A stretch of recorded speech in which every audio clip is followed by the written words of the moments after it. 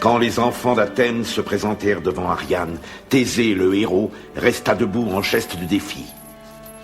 Quand il la vit, quand elle le vit, les fils de leur vie se croisèrent, s'emmêlèrent et se nouèrent. À genoux, Athéniens. Que je m'agenouille devant qui? Devant Ariane. Je suis la fille du roi Minos. Si je te dis Athénien, je t'implore ou je te supplie de te mettre à genoux devant moi, y consentiras-tu? Comment le refuserais-je? Enfoncez-lui le front dans la poussière comme le font les Égyptiens devant leur reine. Qui es-tu? Je suis Thésée. Je suis aussi le fils du roi Égée. Le fils du roi Égée. Et tu t'offres en sacrifice au Minotaure? Ou viens-tu pour le tuer? Je me suis conduit comme un fou. Je le crois également. Pour rester aussi courtois envers toi, Ariane. Emmenez-le! Ainsi meurent les ennemis de mon père, le roi! À l'instant où les gardes le relevèrent, il sentit qu'elle exerçait une pression dans sa main. C'était une clé. Elle lui a donné une clé! Nom d'un homme, cette histoire devient passionnante. Thésée était enfermé avec les autres dans le cachot le plus profond du palais.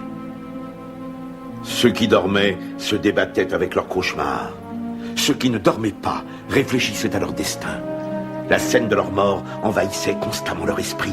Comment allaient-ils mourir? Que ressentiraient-ils? La douleur durerait-elle longtemps ou serait-elle brève? Oh Zeus, viens à mon secours! Athènes, viens à mon secours!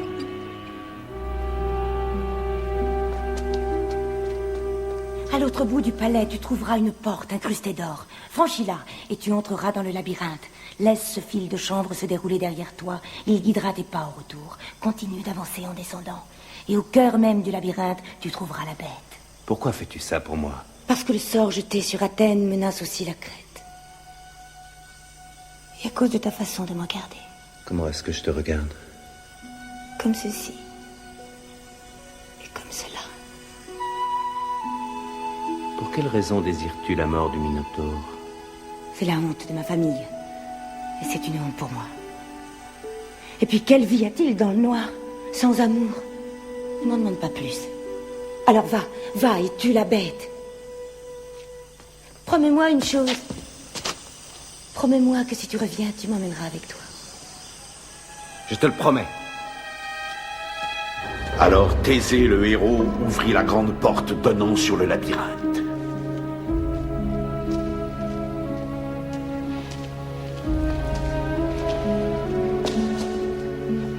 Il comprit tout de suite que la bête pouvait le sentir, car telle une araignée noire aux aguets, elle pouvait sentir le plus infime mouvement dans son énorme et complexe toile. Thésée se figea. Entendait-il les battements de son cœur? Ou étaient-ce ceux de la bête? Oh, qu'est-ce qui s'est passé? Non, ne me le dis pas. Non, si, dis-le-moi. Oh, j'en tremble déjà. Thésée rampa jusqu'à l'angle suivant, et jusqu'au prochain, s'enfonçant de plus en plus, sans jamais cesser d'avancer, mais laissant filer le fil, jusqu'à ce que...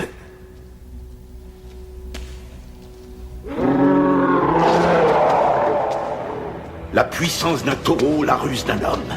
Il connaissait chaque centimètre de son domaine. Où Thésée allait, il connaissait un autre chemin, apparaissant soudain, détruisant les passages, enragé, sauvage, affamé.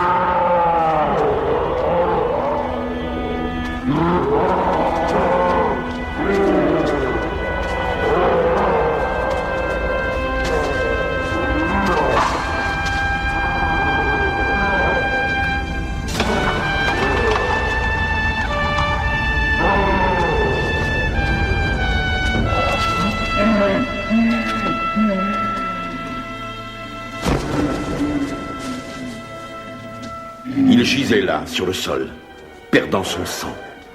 Thésée se tenait au-dessus de lui, l'épée à la main. Et tandis qu'il regardait ses énormes mâchoires bouger, les sons qui en sortirent lui parurent presque humains. « Mère !» semblait-il dire. « Mère ! Père ! Mon frère ! Ma sœur !»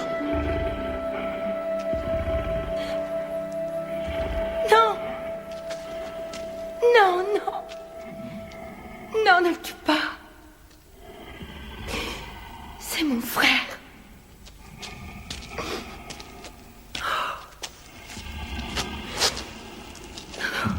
Je t'en prie. C'est mon frère. Va-t'en! Va-t'en! Je suis Thésée, fils du roi Égée!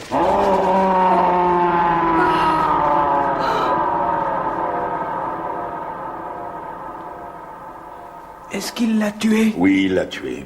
Oh, quoi, hein? Est-ce qu'il était vraiment son frère? C'était vraiment son frère. Quelle tristesse.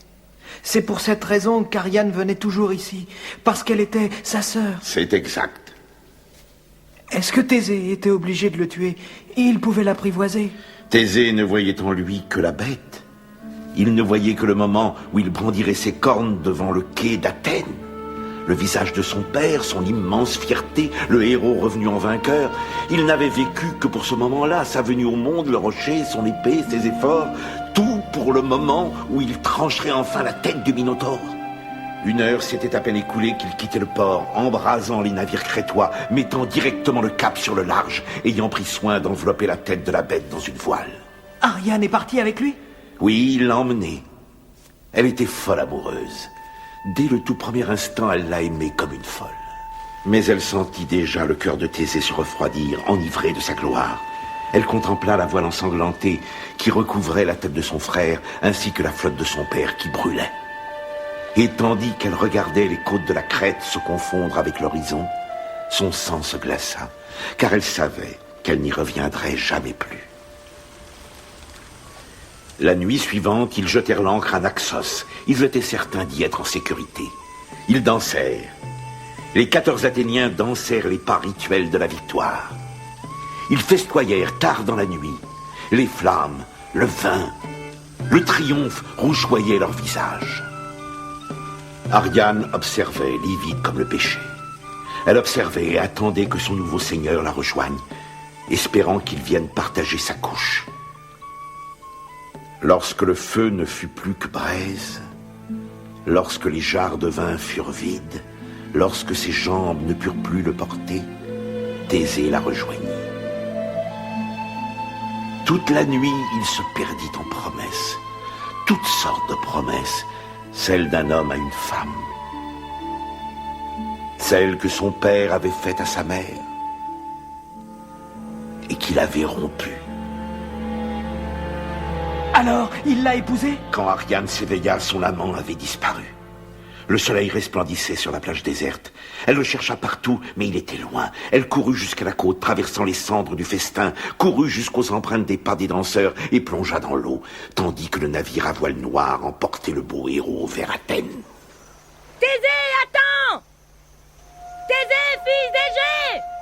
Tu n'as pas tenu ta promesse! Tu es un traître! Mais l'esprit de Thésée était déjà ailleurs. Il était préoccupé par la tête de la bête enveloppée dans une voile. Il la découvrait sans cesse, tout étonné que chaque jour ses traits devinssent plus humains et emplis de douceur.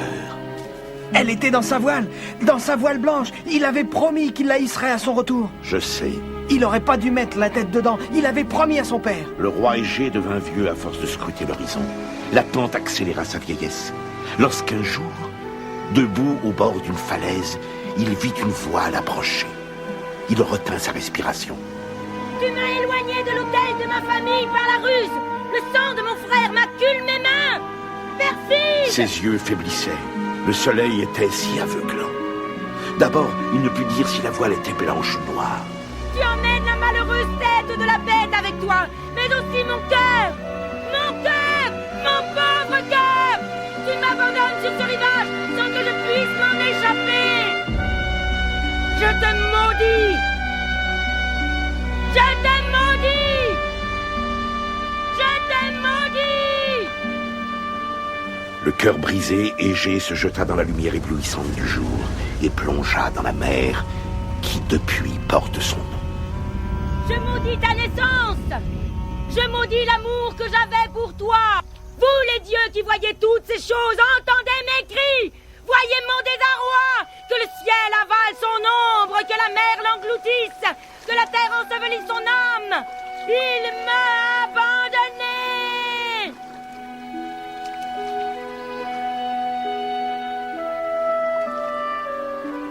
Thésée, fils d'Égée, pourfendeur de taureaux, roi d'Athènes.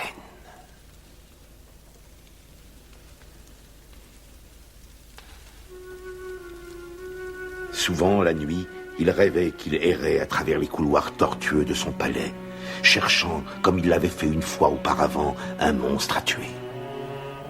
Mais dans ses cauchemars, c'était en fait sa mère, ou son père, ou son propre frère qu'il tuait.